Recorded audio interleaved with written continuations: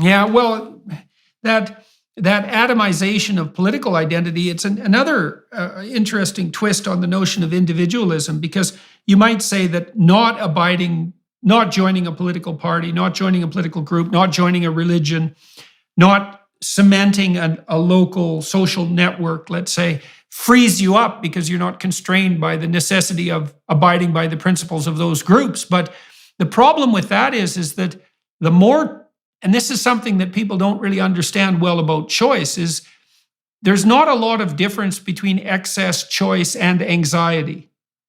They're very much the same thing, right? If you have too many pathways open in front of you, and I can't help but think that this is contributing to the epidemic of depression and anxiety. I mean, if you have a 3-year-old who wants to dress himself and you open up a closet full of clothes, he or she is just generally stumped into immobility. If you lay out 3 outfits on the bed and say, pick one, then they're perfectly happy because they've had the right amount of constrained choice. And we've been teaching young people that all social norms are nothing but constraints on this individualistic freedom. And that completely underplays the role that identity plays in encapsulating anxiety. Now, I was talking to Carl Friston the other day, the neuroscientist, and he's convinced, as are many people, that our conceptions are entropy management techniques in some real sense. So, once you define yourself, for example, within the confines of a given identity,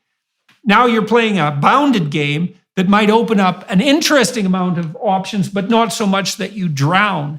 And to lose all those intermediary social structures, except maybe the bond you have with your parents, that strikes me as a mental health catastrophe. Ha ha ha ha ha ha ha ha ha ha ha ha. Arrow. Ha ha ha ha ha ha ha ha ha. Love, Grandpa. What a generous gift.